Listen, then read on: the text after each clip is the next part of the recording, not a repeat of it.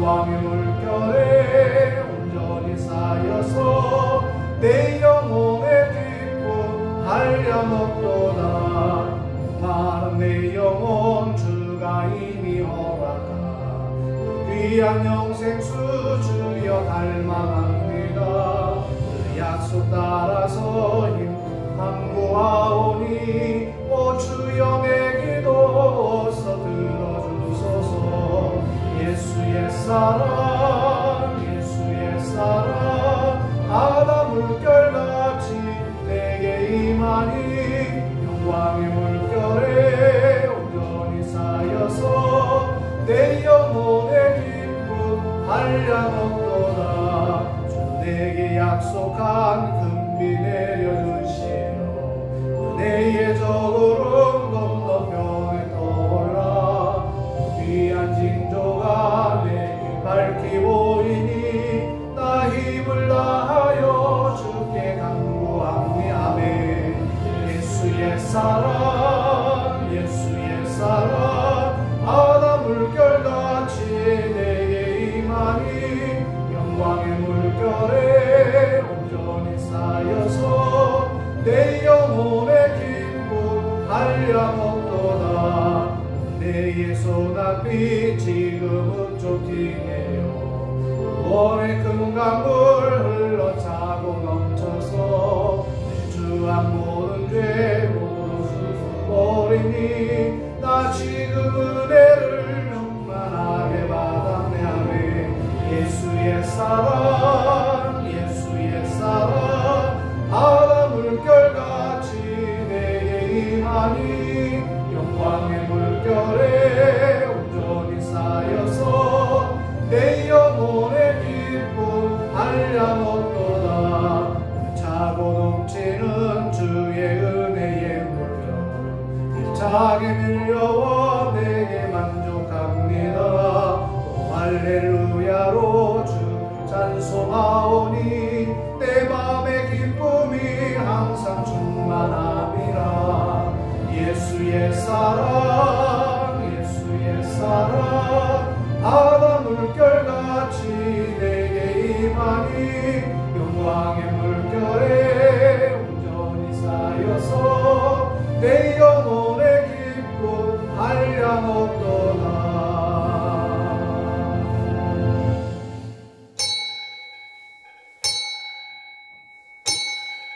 이 시간 우리 합심해서 기도하는 시간을 갖겠습니다. 하나님, 오늘 우리가 예배합니다. 오늘 우리 예배 속에 함께 해달라고, 하나님이 받으실 만한 거룩한 예배 되게 해달라고 우리 한 목소리를 함께 참회의 기도 합심해서 드리겠습니다. 아버지 하나님 감사합니다. 주께서 우리 생활을 바꿔 주시고 주의 전에 나와 예배케 하시니 감사합니다. 우리 예배를 받으시고 하나님 거룩한 시간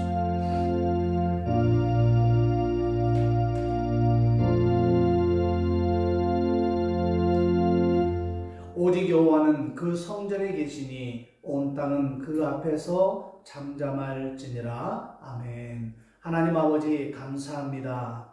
우리 민족 명절인 대명절인 설날을 우리가 지내고 있습니다. 하나님 이 나라의 민족을 불쌍히 여기시고 특별히 설날을 통해서 많은 자들이 우상 숭배의 죄에 빠져 있습니다. 하나님 이 나라의 민족의 우상 숭배의 죄를 용서하여 주시고 참으로 저들이 하나님 앞에 바로 섬으로 또 예수 그리스도를 나의 주인으로 고백함으로 말미암아 우상 숭배의 죄로부터 저들이 멀어질 수 있는 신앙의 모습들 될 수 있도록 도와 주옵소서. 가족들과 만나 즐겁고 기쁜 시간들을 나누었을 줄 압니다. 하나님 그 가족들이 건강케 하시고 그 가족들의 미래 위에 시온에 들어가 활짝 열리게 하시고 저들이 모두 다 그리스도 예수 안에 하나로 연합할 수 있는 믿음의 가정들 될 수 있도록 도와주옵소서. 우리가 일주일 동안 지었던 모든 죄들을 주님 앞에 회개하고 고백하오니 이 시간 그리스도 예수의 피로 정결케 하시고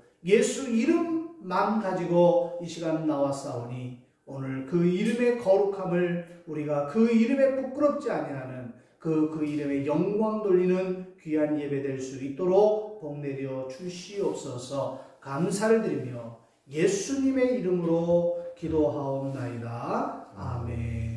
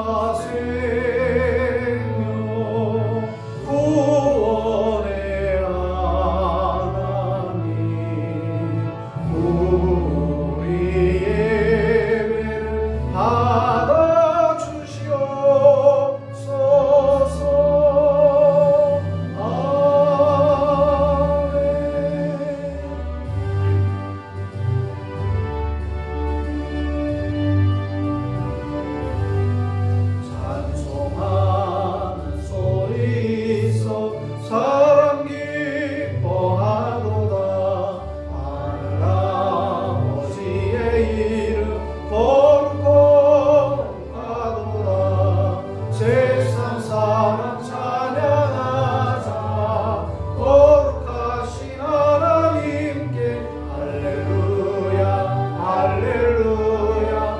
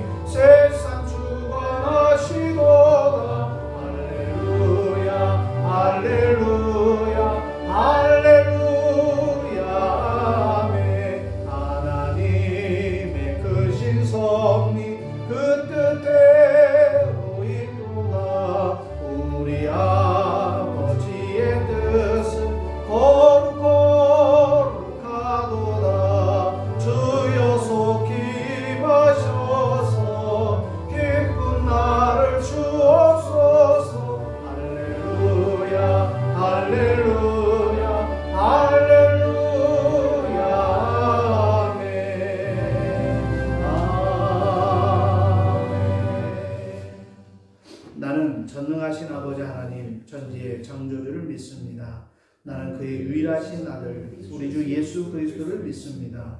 그는 성령으로 잉태되어 동정녀 마리아에게서 나시고 본디오 빌라도에게 고난을 받아 십자가에 못 박혀 죽으시고 장사된 지 사흘 만에 죽은 자 가운데서 다시 살아나셨으며 하늘에 오르시어 전능하신 아버지 하나님 우편에 앉아 계시다가 거기로부터 살아있는 자와 죽은 자를 심판하러 오십니다.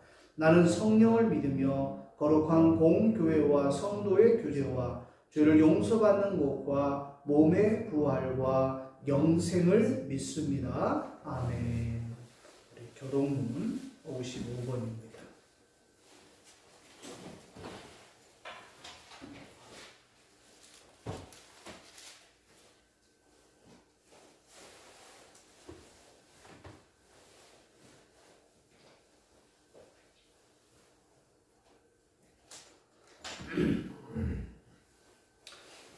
성시교도 교동문 55번 시편 127편 교독하겠습니다.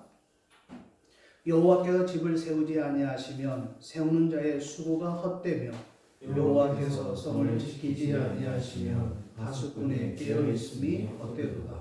너희가 일찍이 일어나고 늦게 누우며 수고의 떡을 먹음이 헛되도다.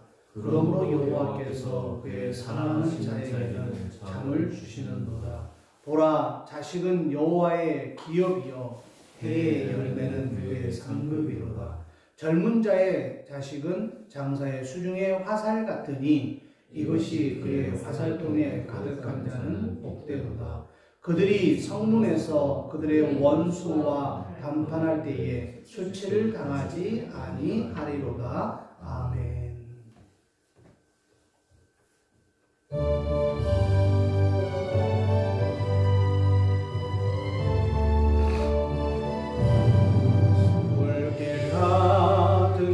성령 간구하는 우리에게 지금 강림하셔서 영광 보여주소서.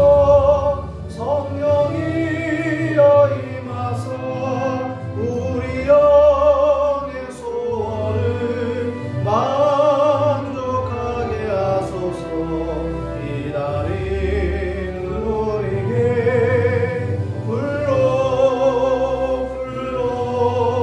충만하게 하소서.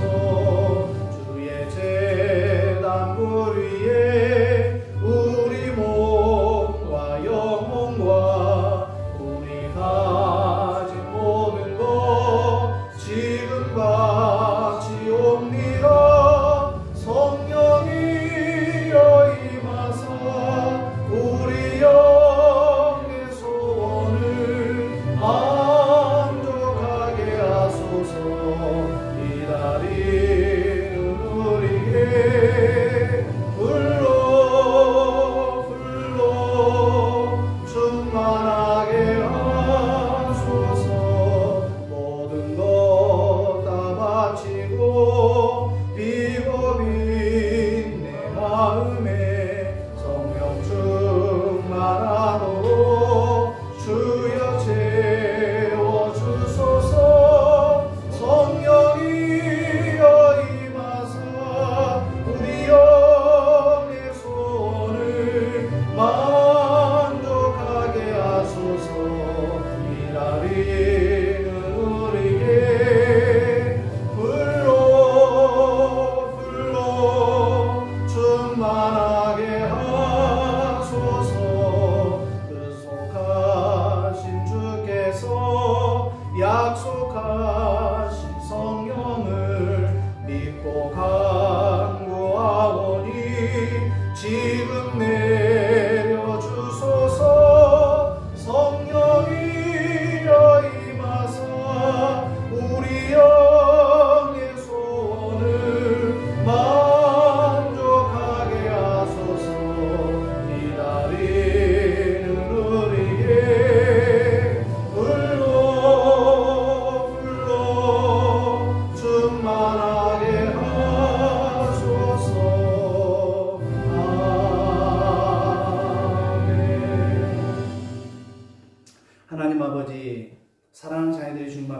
빈손 들지 아니하고 귀한 예물을 드립니다.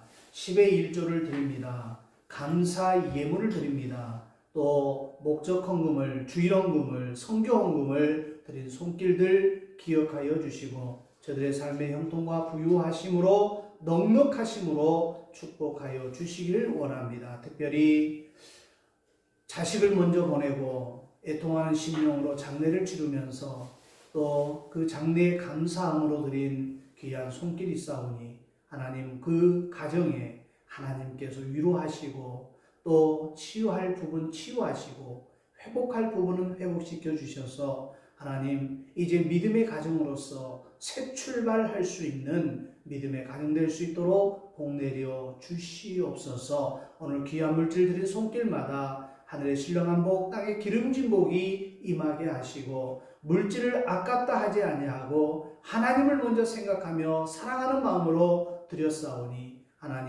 하나님이 그 물질을 받으시고 이제 축사하셔서 그들에게 12강줄에 가득 남는 그러한 믿음의 결실을 맺을 수 있도록 30배, 60배, 100배의 열매로 축복하여 주시옵소서. 감사를 드리며 축복하오며 예수님의 이름으로 기도하옵나이다. 아멘.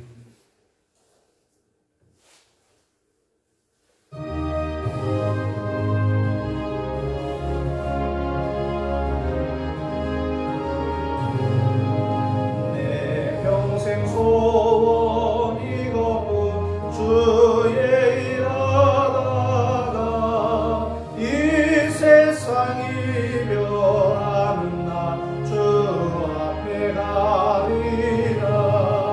꿈같이 헛된 세상에 취할 것 무엇냐. 이 수고한 많아요 헛된 것뿐일세. 불같은 시험 많으나 겁내지 맙시다. 구주의 권능 그 신이 이기고 남겠네. 금보다 귀한 믿음은 참 몸에 되도다. 이 진리 믿는 사람들 다 복을 받겠네. 살같이 빠른 광음을 주 위에 아끼세. 온 몸과 마음을 바치고 힘써서 일하세.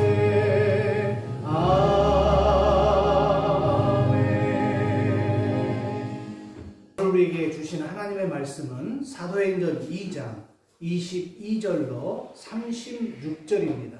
함께 보겠습니다. 네.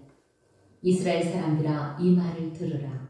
너희도 아는 바와 같이 하나님께서 나사렛 예수로 큰 권능과 기사와 표적을 너희 가운데서 베푸사 너희 앞에서 그를 증언하셨느니라. 그가 하나님께서 정하신 뜻과 미리 하신 대로 내준 바 되었거늘 너희가 법 없는 자들의 손을 빌려 못 박아 죽였으나 하나님께서 그를 사망의 고통에서 풀어 살리셨으니 이는 그가 사망에 매여 있을 수 없었습니다. 다윗이 그를 가리켜 이르되 내가 항상 내 앞에 계신 줄을 배웠으니요 나로 요동하지 않게 하기 위하여 그가 내 우편에 계시도다.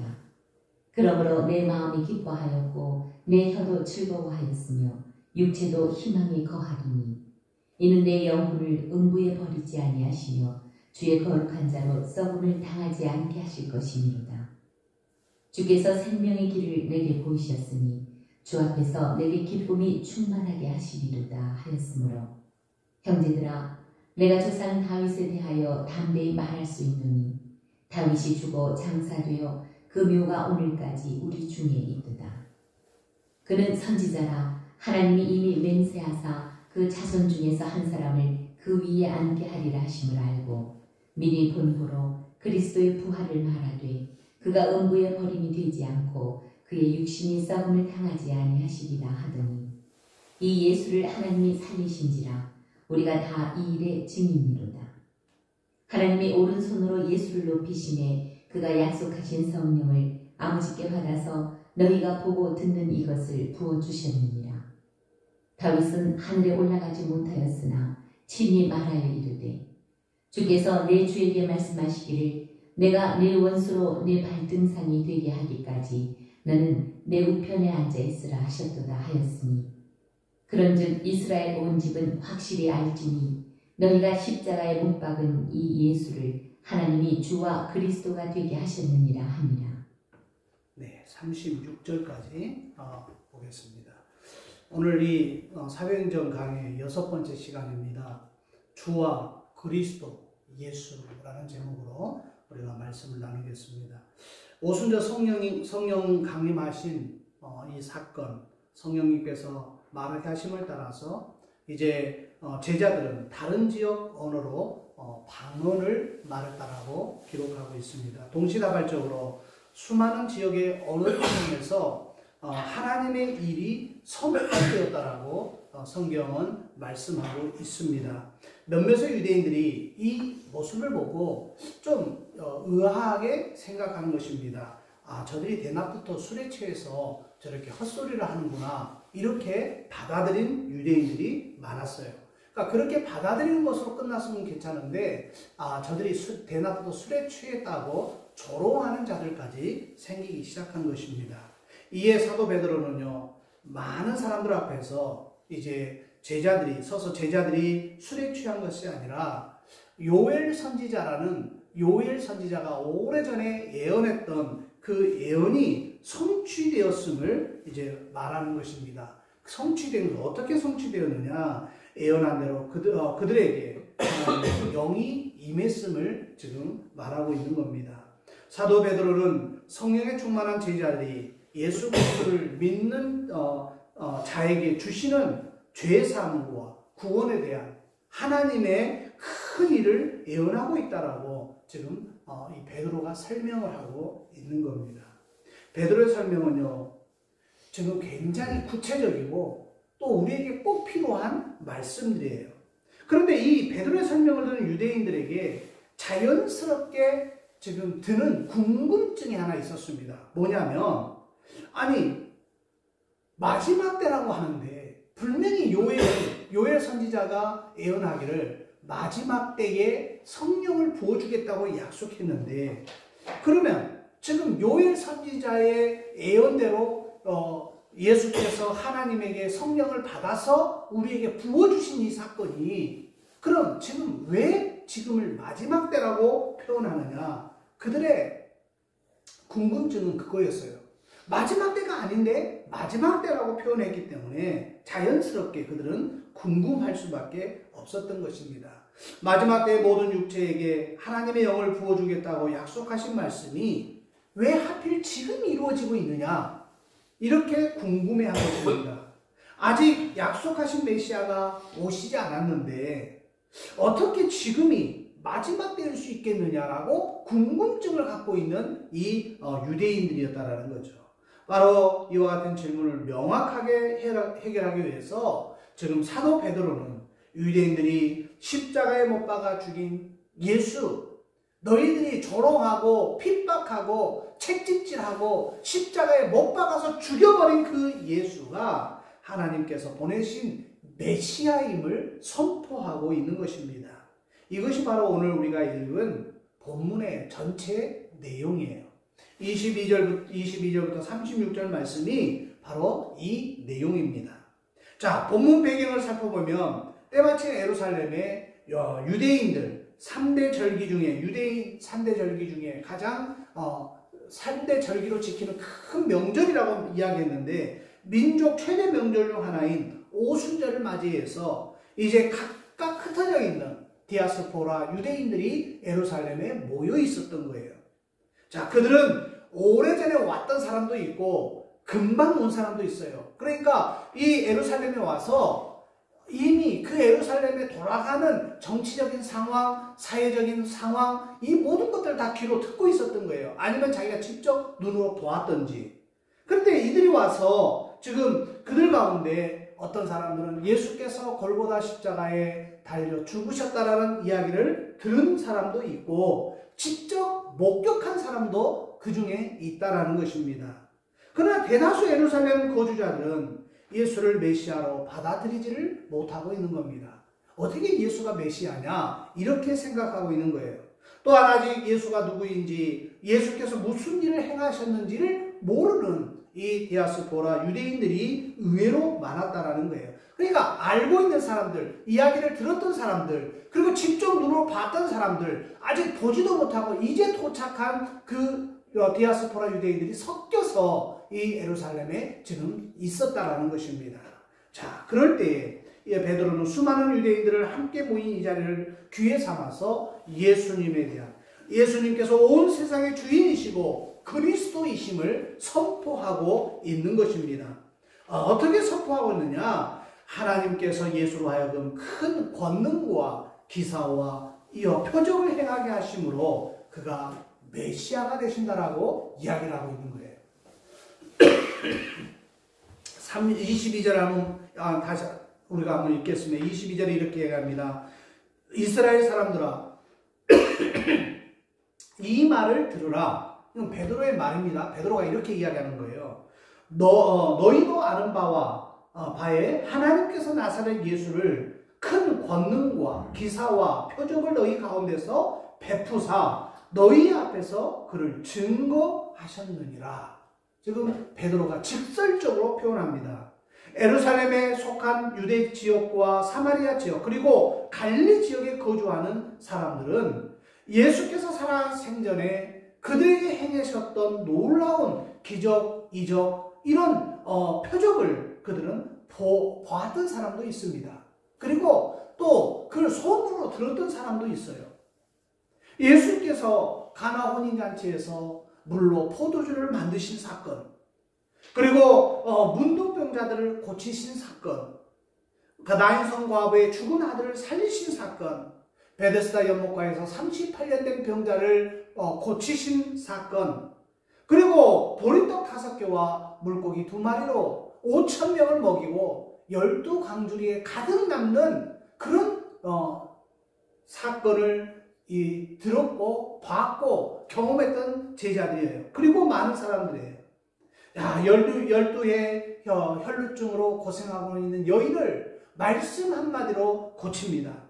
두 눈먼 소경의 눈을 뜨게 하고 귀신 들려 귀가 멀고 말 못하는 그런 병자를 예수님께서 고치시는 일, 죽은 야이로의 딸을 예수님이 말씀으로 살립니다. 또 죽어버린 나사로야 걸어 나오라 말 한마디에 죽었던 사람이, 그것도 장사된 지 3일 만에 죽었던 나사로가 걸어 나와버린 사건을 우리가 성경에서 볼 수 있어요. 자, 이렇게 많은 기적, 이적, 표적들이 있어요. 요한복음의 7장 31절에 보면 예수님께서 기적을 행하는 모습을 보고 무리 가운데 많은 사람들이 이렇게 고백을 합니다. 자, 7장 요한복음 7장 31절에 무리 중에 많은 사람이 예수를 믿고 말하되 그리스도께서 오실지라도 그 행하실 표적이 이 사람의 행한 것보다 더 많으랴 하니. 무슨 말이에요? 지금 표적은 보고 기적은 보고 이적을 보는데도 예수가 그리스도이심을 믿지는 못해요. 그러나 그들이 말합니다. 아니, 저 예수가 저만큼 저 많은 표적을 보여주는데 그리스도께서 오신다 한들 저가 보여준 표적보다 더 많을 수 있겠느냐라고 그들이 의아해하면서 지금 묻는 질문이에요. 자, 여러분 생각을 해보세요. 예수님께서 자신의 하는 일, 그러니까 바리새인들은, 서기관들은, 사두개인들은 나사렛 예수가 귀신의 왕의 힘을 입어서 이런 표적과 기사와 이런 이적을 행한다라고 그들은 믿고 있었던 거예요. 그러나 베드로는 예수가 메시아이심을 지금 선포하고 있는 겁니다. 그들이 부인하고 있는, 지금 사두개인들, 바리새인들, 서기관들이 부인하고 있는 예수는 절대로 메시아가 아니라고 하는 그 사건에 있어서 베드로는 강력하게 예수는 그리스도이심을, 메시아이심을 선포하고 있는 거예요. 베드로는 하나님께서 나서 예수에게 큰 권능을 주셨고 그로 인하여 그가 많은 기사와 표적을 베푸심으로 이어 스스로 그리스도이심을 증거했다라고 지금 말하고 있는 거예요. 예수님께서는 자신의 하는 말을 믿지 못하거든 예수님이 그렇게 말씀하셨어요. 너희가 지금 내 말을 믿지 못하겠거든 그 행하신 일들을 보고서라도 믿으라. 내가 지금 이렇게 많은 죽은 사람을 3사람이나 살리고 수많은 사람들 병자를 고치고 그리고 정말 5,000명을 먹이고 4,000명을 먹인 이 사건을 봐라. 물을 포도주로 만들어서 혼인잔치에 내어놓았던 것을 너희들이 보아라.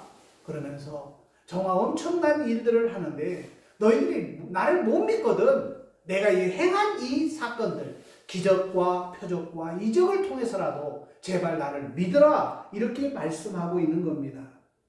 요한복음 14장 11절에 내가 아버지 안에 있고 아버지께서 내 안에 계심을 믿으라. 그렇지 못하겠거든 행하는 그 일을 인하여 나를 믿으라. 예수께서 행하신 그 기적과 권능은 하나님의 능력이 그와 함께 하시고 있다라는 사건을 지금 이야기하고 있는 것입니다. 또한 동시에 예수님께서 행하신 일들은요, 그가 선포하신 그의 가르침이 참되고 진리임을 말하고 있는 거예요. 예수님은 3년 반의 기간 동안에 수많은 권능과 기적들을 그리고 그 기적들을 통해서 자신이 하나님께서 보내신 메시아이심을 스스로가 증거하고 있었다라는 것입니다. 또 예수가 메시아라면 그들의 생각에 이 유대인들의 생각에 한 가지 의문점이 들기 시작한 거예요. 아니 저분이 예수가 메시아라면 왜 그가 십자가에 달려 죽어야만 하는가? 이게 그들의 가장 큰 질문이라는 겁니다. 왜 그렇습니까? 참 이 유대인들도 똑똑한 사람들이에요. 말씀을 너무 잘 아는 사람들이에요. 만일 사도 베드로의 주장대로 예수가 메시아라면 그 다음 유대인들의 반박은 자연스럽게 그가 메시아라면 그가 정말 하나님께서 우리에게 보내신 그리스도라면 예수가 십자가에 달려 죽을 이유가 없다라는 거예요. 왜 그런 이야기를 하느냐? 바로 그게 신명기 말씀에 따르면 나무에 달려 죽은 자는 하나님의 저주를 받은 사람이라는 말씀이 있는 거예요. 그러니까 그 당시에 예수님께서 십자가에 달려 돌아가셨잖아요. 십자가에 이제 돌아가신 거예요. 십자가에 돌아가셨다는 그 자체를 놓고 나무에 달려 돌아가셨기 때문에 하나님의 저주를 받아서 죽었다라는 거예요. 그러니까 쉽게 말해서 예수는 로마의 법에 의해서 죄를 받고 죄를 지었으니까 십자가에 죽은 것 뿐이지 그가 예수여서 메시아여서 그리스도여서 십자가를 지신 것이 아니라고 생각한 유대인들의 생각이 바로 그렇다라는 거예요. 그래서 정통적으로 지금 사형제도인 십자가 형틀에 달려 죽은 모습을 보면 절대로 예수는 메시아가 아니라고 그들은 생각하고 있는 겁니다. 그런데 그는 메시아가 아니라 하나님의 저주를 받은 그냥 일개 죄인에 불과하다 이렇게 생각하고 있었던 거예요. 이와 같은 의문점에 대해서 사도 베드로의 대답이 바로 23절에 기록되어 있어요. 23절 보세요. 그가 하나님의 정하신 뜻과 미리 아신 대로 내어준 바 되었거늘 너희가 법 없는 자들의 손을 빌어 못 박아 죽였으나 이렇게 이야기합니다. 못 박아 너희들이 죽이지 않았느냐? 베드로 나사렛 예수의 죽음이 하나님께서 미리 정해놓으신 뜻에 의해서 죽었음을 이야기하고 있는 거예요. 그러면서 그가 타의로 죽은 것이 아니라 자발적인 죽음을 택하셨다는 거예요. 죽을 권세를 가지고 예수님이 죽었지 너희들이 무슨 죄를 예수님이 지었다고 해서 그 죄를 뒤집어 씌워서 예수를 십자가에 달린 것이 아니라는 거예요. 하나님의 뜻에 의해서 예수님이 자의로 십자가를 지셨다라고 지금 베드로가 설명하고 있는 겁니다. 베드로는 나사렛 예수의 죽음이 하나님의 뜻에 정해놓으신 뜻에 의해서 그리고 예수의 죽음은 비명 행사라든지 뜻밖의 사고로 죽은 것이 아니라는 거예요. 그분은 철저하게 뜻과 계획이 있어서 그분은 죽을 권세로 죽으셨고 살아날 권세로 부활하셨다는 것을 증거하고 있다는 것입니다. 지금 여기에 보면 23절에 등장하는 법 없는 자들, 이런 표현이 나와요. 법 없는 자들에 의해서. 이거는 여호와의 율법을 지키지 않는 이방인들을 가리키고 있는 그런 내용으로 우리가 해석해 볼 수 있어요. 이 당시 로마의 식민지 백성이 된 유대인들에게는 사형을 집행할 권한이 전혀 없었습니다. 유대인들은 사형을 집행할 어떤 명분도 어떤 권한도 없었어요. 사형을 집행할 사람은 누구냐? 오로지 로마 황제로부터 유대 땅을 지배할 수 있는 권한을 갖고 있는 총독 외에는 없었어요. 그래서 본디오 빌라도라는 총독이 예수를 십자가에 못 박으라고 내어준 거예요. 그래서 우리가 늘 암송하는 사도신경에 본디오 빌라도에게 고난을 받으사, 이 말이 포함되어 있는 거예요. 그래서 예수를 직접 십자가에 죽이라고 명령한 사람이 바로 본디오 빌라도라는 겁니다. 유대인들은 본디오 빌라도를 찾아가 예수를 십자가에 달려야 죽여야 된다라고 요청합니다. 그때 이제 그 요청을 받아들이고 예수를 그들에게 내어준 사람이 바로 이 본디오 빌라도라는 거예요. 이 모든 사건이 하나님께서 정하신 뜻임을 베드로는 강조하고 있는 거예요. 하나님의 뜻에 따라서 메시아이신 예수께서 나무로 된 십자가에 매달려 죽으셨다라는 겁니다. 왜 메시아이신 예수께서 죽으셔야만 했을까요? 여기 또 우리 한 가지 한번 의문점이 들지 않습니까? 왜 그러면 죄 없으신 예수께서 십자가에 죽어야만 했냐는 거예요. 예수님께서는 범죄한 인간의 죄를 사시기 위해서 우리 죄를 대신 짊어지시고 십자가에 달려 죽으셨다는 것입니다. 이것이 이야기의 끝일까요? 그렇지 않아요. 지금 사도 베드로는 죽으신 예수께서 부활하셨음을 증언하고 있습니다. 선포하고 있어요. 24절을 보세요. 하나님께서 사망의 고통을 풀어 살리셨으니 이는 그가 사망에 매여 있을 수 없었으니라, 이렇게 이야기합니다. 베드로는요, 듣는 모든 이가 놀랄 소식을 전해주고 있어요. 무슨 말을 하고 있느냐? 예수께서 부활하셨다라고 선포해버린 겁니다. 또 24절에 기록된 고통이라는 단어, 이 고통이라는 단어의 원뜻이, 고통이라는, 우리말로는 그냥 고통 쉽게 말하지만 이게 함정이라는 원어의 뜻을 갖고 있습니다. 덫에 걸린 것이다, 함정에 걸린 것이다, 이렇게 표현하는 거예요. 그러니까 사망은 모든 인간이 한 번 빠지면 절대로 빠져나올 수 없도록 만들어버린 강력한 덫이라는 거예요. 이 세상에서 사망의 덫을 빠져나올 수 있는 사람은 누가 있겠습니까? 없어요. 저도 없고 여러분도 없어요. 사망이라는 것은, 이것은 덫, 함정이라는 거예요. 그러나 하나님께서 십자가에 달려 죽으신 예수를 사망의 고통, 즉 그 사망의 덫에서 풀어내버렸다라는 거예요. 굉장히 의미가 있는 말씀입니다. 왜 하나님께서 예수님을 사망의 고통에서 풀어 살리셨을까요? 24절에 그 답이 있습니다. 24절 보세요. 이는 그가 사망에게 매여 있을 수 없었음이라, 이렇게 이야기합니다. 예수는요, 절대로 사망에 매여 있을 수 없는 분이라는 거예요. 그래서 이를 다시 해석하면요, 예수님은 사망의 세력 아래에 매여 있을 수 없는 존재이시므로 사망의 지배를 뛰어넘어 존재하는 분이라는 거예요. 그러니까 사망을 지배하는 분이라는 거예요. 사망이 예수님을 죽일 수 없다라는 거예요. 그 사망을 지배하는 분이 바로 예수님이라는 거예요. 본래 이 세상에 처음 사망이 들어올 이유는 여러분 잘 알잖아요. 에덴 동산에서 아담과 하와가 범죄함으로 그때 사망이 이 땅에 들어왔어요.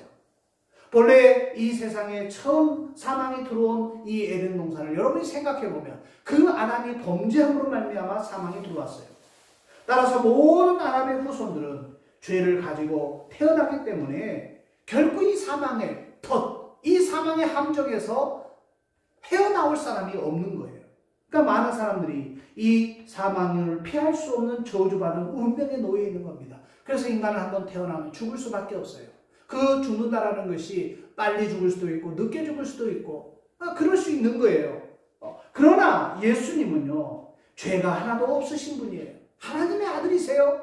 그리고 동정녀 처녀를 통해서 이 땅에 태어나신 분이에요. 그러니까 아담의 그 피로 의해서 예수님이 태어난 것이 아니라 예수님은 이 땅에 정말 낮고 낮은 하늘의 영광을 버리시고 이 땅에 태어나신 이유가 죄가 없이 이 땅에 오셔야만 우리 모든 구원의 계획을 이루실 수 있기 때문에 무죄하신 예수님께서 십자가에 달려 죽으신 이유는 바로 인류의 죄를 대신하기 위해서, 나의 죄, 여러분의 죄를 대신하기 위해서 그분은 십자가에 지신 거예요.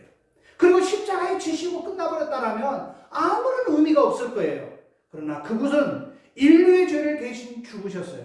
그러나 예수님은 무죄하시기 때문에 사망의 세력이 예수님을 꽉 붙잡고 있을 수가 없는 거예요. 예수님은 죽으셨지만 3일 만에 부활하셔버린 겁니다. 자, 그런 존재라는 거예요. 사망이 그를 잡아줄 수 없었어요. 공의로우신 하나님께서 죄가 없이는 예수 그리스도를 다시 살리신 겁니다. 부활시켜버리신 겁니다. 이처럼 예수님의 십자가의 죽음과 부활하심은 갑작스럽게 임의로 이루어진 사건이 아니에요. 우연히 발생한 사건도 더더욱 아니에요. 이미 오래전부터 하나님께서 계획해 놓으셨고 주의 종들을 통해서 말씀해 주신 예언의 성취가 바로 이 부활의 사건이라는 것입니다. 이를 증거하기 위해서 사도 베드로는요, 다윗이 기록한 시편을 인용합니다.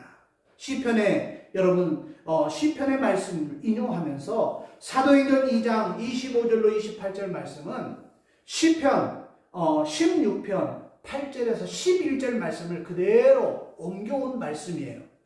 자, 먼저 25절 한번 읽겠습니다. 다윗이 저를 가리켜 가로되 내가 항상 내 앞에 계신 주를 배웠으며 나로 요동치 않게 하기 위하여 그가 내 우편에 계시도다. 여기 25절 말씀에 다윗이 저를 가리켜라고 이야기하고 있어요. 저가 누굴까요? 다윗이 저를 가리켰다는 저. 이 저라는 이 저가 누굴까요? 저는 다윗 스스로를 지칭한 것이 아니라 앞으로 오실 메시아를 지칭하고 있다는 것입니다. 메시아를 가리키는 거예요. 다윗의 연속 메시아는 다윗과 같이 말했어요. 내가 항상 내 앞에 계신 주를 배웠으며 이라고 표현하고 있어요. 메시아는 항상 그 앞에 계신 하나님을 보았다는 것입니다. 나도 요동치 않게 하기 위하여 그가 내 우편에 계시도다. 하나님께서 메시아가 흔들리지 않도록 언제나 그의 우편에 함께 계셨다라는 거예요. 자, 26절을 한번 보게요. 이러므로 내 마음이 기뻐하였고 내 입술도 즐거워하였으며 육체는 희망에 거하나니. 26절에 육체는 희망에 거하나니라는 또 단어가 있어요. 이 문장이 있어요. 이걸 주목해 보십시오. 육체는 희망에 거한다라는 거예요. 자, 이는 메시아의 육체가 죽어 장사 지낸 후에도 그 육체가 죽음으로 인해 부패되거나 소멸되지 않고 다시 부활할 것이기에 가지고 있는 희망을 지금 여기서 이야기하고 있는 겁니다. 메시아는 생명의 근원 되시는 하나님께서 자신과 언제나 함께하고 있기에 또 함께 하시기에 그의 육체를 다시 살리신 것을 확신하고 있다라는 그 말씀으로 우리에게 익혀진다라는 거예요. 이것을 더 확실하게 보여주는 말씀이 27절인데, 자, 사도행전 2장 27절 보세요. 이는 내 영혼을 음부에 버리지 아니하시며 주의 거룩한 자로 썩음을 당치 않게 하실 것이니로. 음부라는 단어가 여기에 등장합니다.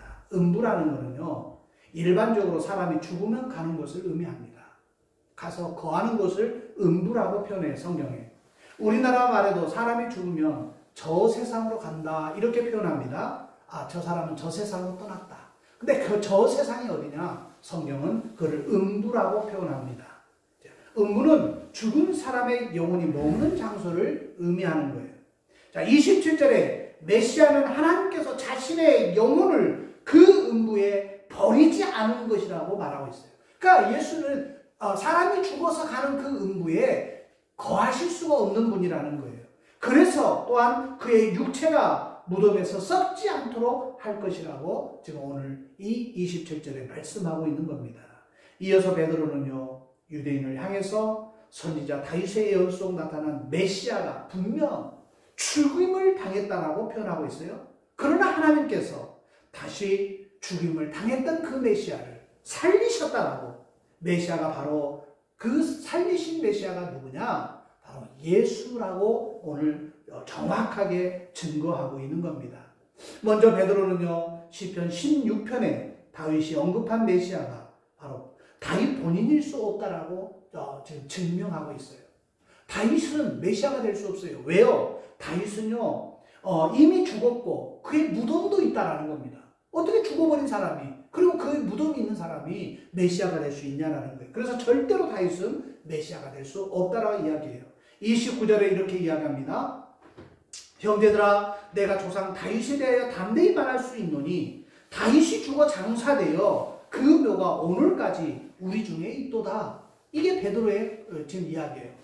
다윗은 죽었다는 거, 이미 죽어서 살아난 적도 없고 부활한 적도 없고 그의 무덤이 우리 중에 있다라는, 우리 가운데 있다라는 거예요. 그러니까 그 나라에 다윗의 무덤이 있다라고 지금 말하고 있는 거예요.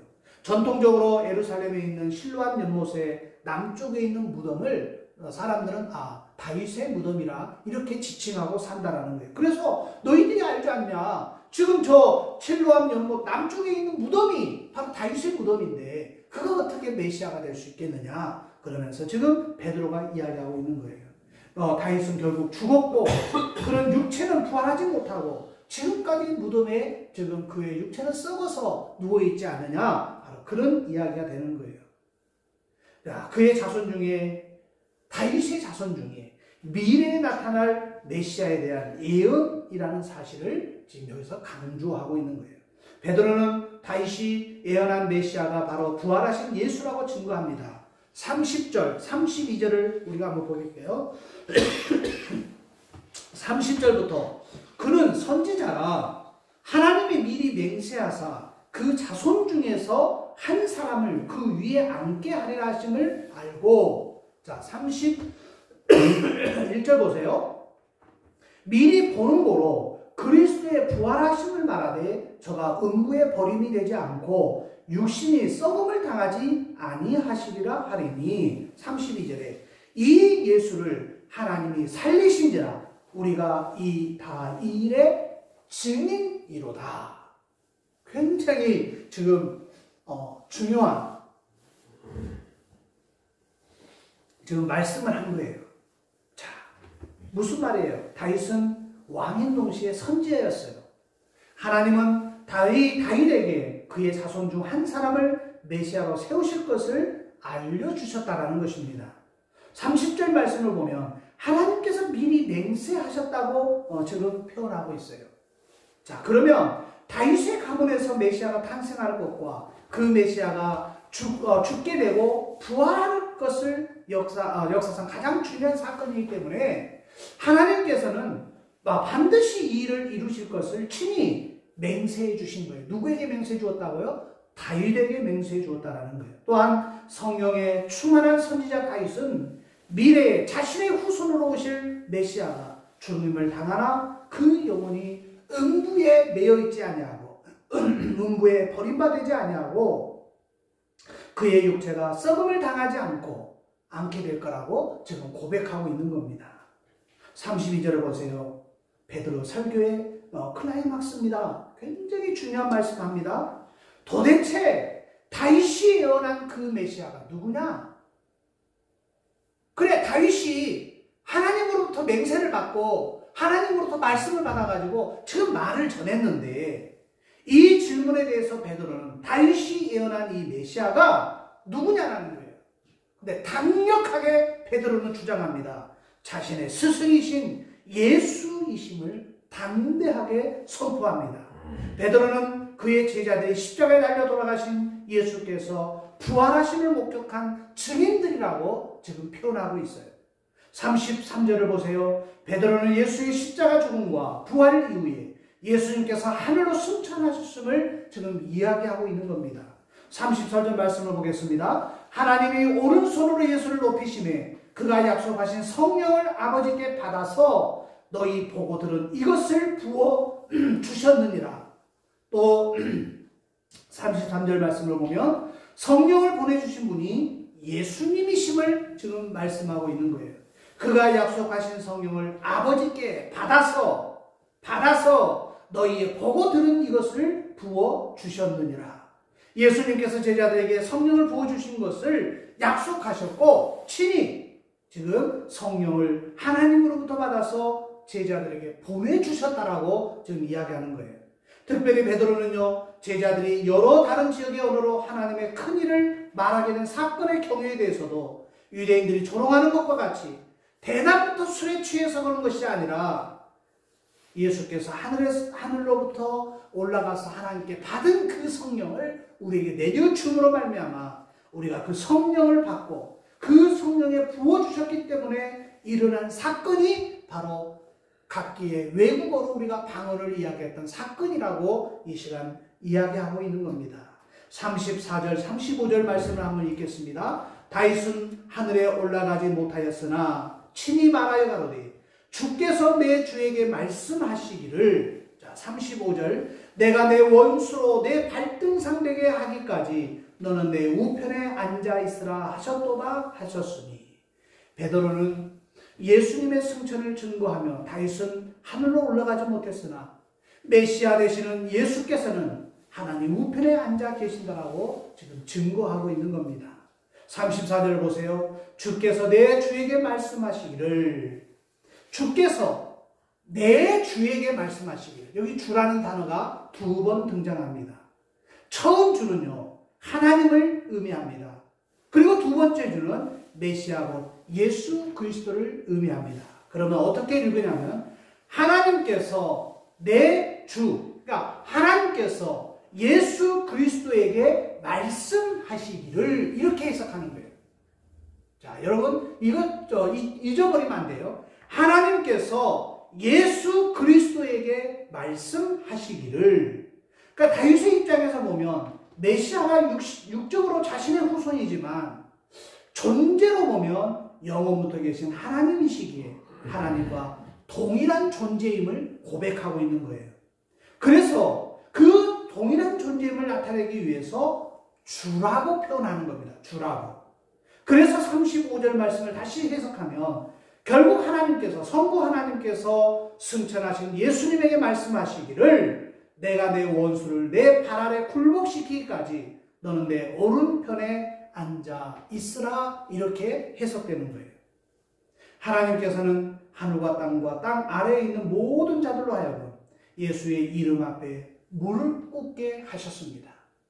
우리도 예수 이름 앞에 무릎 꿇은 자들이에요. 자, 사망도 그를 가를 수 없습니다. 원수 사람도 그 발 앞에 굴복할 것입니다. 예수님께서 하나님의 우편에 앉아 계신다는 것은 예수님께서 하나님과 같은 권위와 능력을 가지셨음을 의미하고 있는 거예요. 자, 베드로의 설교의 결말인 36절 말씀을 보겠습니다. 36절에 그런즉 이스라엘 온 집이 정녕 알지니 너희가 십자가에 못 박은 이 예수를 하나님이 주와 그리스도가 되게 하셨느니라. 따라합니다. 주와 그리스도가 되게 하셨다. 이게 무슨 말인지 아세요? 베드로가 유대인들에게 전해준 긴 설교의 핵심이 바로 하나님께서 유대인들이 십자가에 박은 예수를 주와 그리스도가 되게 하셨다라는 거예요.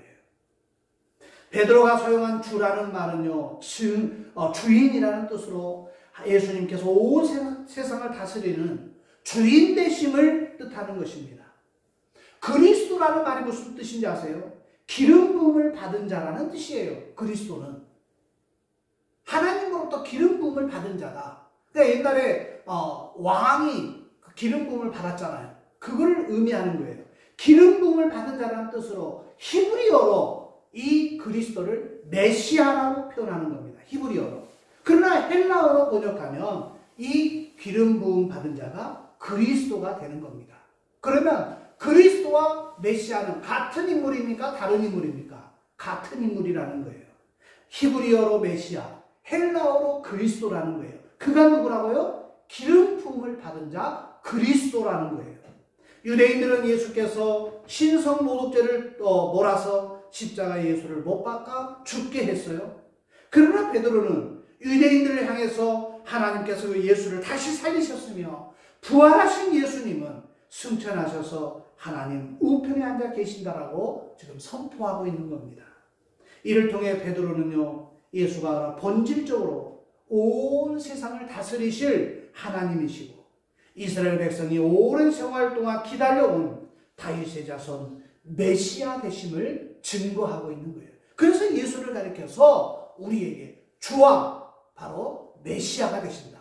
주와 그리스도가 되신다. 그러므로 예수를 우리가 어떻게 고백하느냐? 당신은 나의 주인이십니다. 당신은 나의 메시아이십니다. 당신은 나의 그리스도이십니다. 이렇게 고백해야 되는 거예요. 사랑하는 여러분, 오늘 이 베드로가 전한 설교야말로 인류 역사상 가장 중요한 메시지를 담고 있는 거예요. 십자가에 달려 죽으신 예수가 부활하셨고 승천하셨습니다. 그분은 하나님 우편에 앉아 계십니다. 예수는 곧 하나님이시라는 거예요. 그는 만물의 주인 되시며 우리를 죄로부터 구원하시는 구세주 그리스도가 되신다라는 것입니다. 우리는 예수가 누구인지 잊지 말아야 해요. 날마다 예수는 나의 주 되신다. 주가 되신다. 예수 그리스도 되심을 우리가 묵상하면서 예수를 찬양하며 섬기는 우리의 삶이 되어야 될 줄로 믿습니다. 예수가 누구라고요? 나의 주와 그리스도이시라는 거예요. 나의 주가 되시고 나의 그리스도 메시아가 되시는 분이 누구라고요? 바로 예수라는 것입니다. 날마다 예수가 우리의 주 되시며 구원자 되시고 곧 그리스도 되심을 고백하며 살아가는 저와 여러분이 되시기를 주의 이름으로 부탁합니다. 우리 함께 찬양하십시다.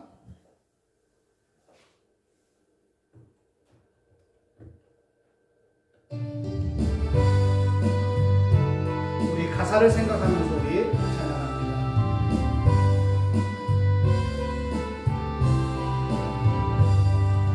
지존하신 주님 이름 앞에 모두 무릎 꿇고 다 경배, 거룩하신 주님 보좌 앞에 엎드려 절하세. 예수는 그렇습니다. 예수는 주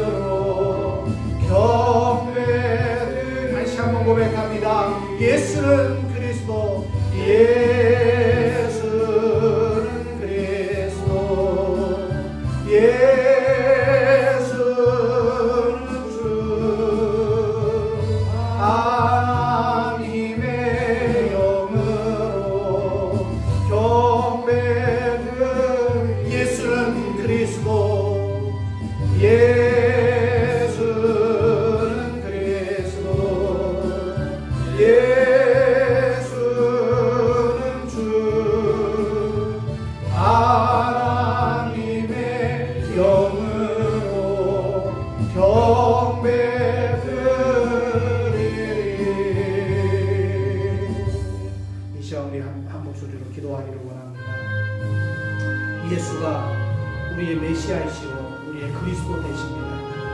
곧 예수가 우리의 주 되시고 그리스도 되신다는 사실을 깨닫고 이 시간 우리 당신은 나의 주인이십니다. 당신은 나의 주인이십니다.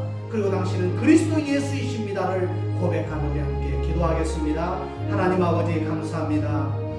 예수 그리스도께서 이 땅에 오실 때 이미 하나님으로부터 정말 오랜전부터 계획하시고 또 뜻하신 바가 있어서 죄인 우리를 구원하시기 위해서 죄 없인 그분이 정말 십자가에 못 박아 죽으시고 이제 사망에 매여 있을 수 없기에 그분은 사망의 권세를 이기시고 부활하셨음을 고백합니다.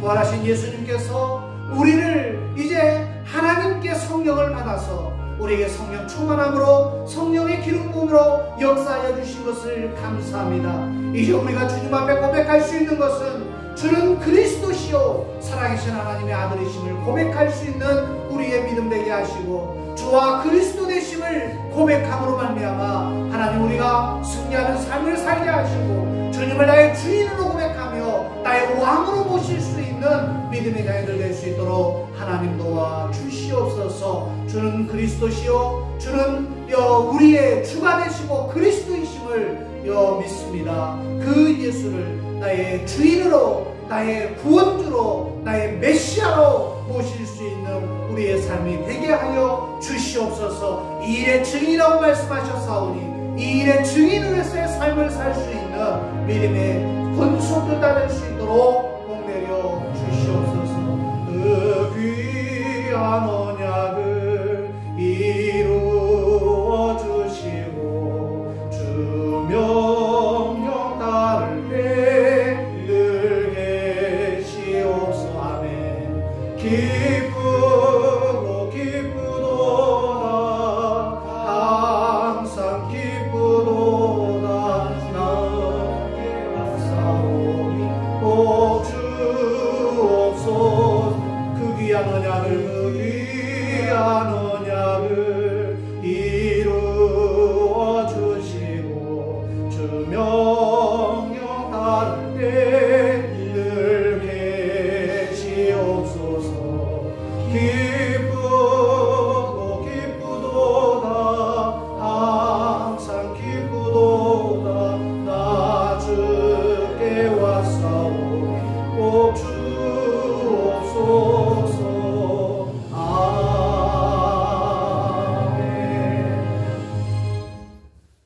이제는 우리 주 예수 그리스도의 은혜와 하나님 아버지의 극진하신 사랑과 성령님의 감화 감동 내주에 통충만케 하시며 성령의 기름 부음의 역사가 이제 예수를 나의 주 그리스도이심을 고백하며 나의 그 일에 나도 증인으로 삶을 살리라 고백하며 결단하는 사랑하는 성도들 머리머리 위에와 저들의 가정과 일터와 생업과 학업 위에와 주님이 사랑하시는 꿈꾸는 교회와 이 나라와 이 민족 위에 이제부터 영원토록 함께 있을지어다. 아멘. 아버지 축복하여 주시옵소서.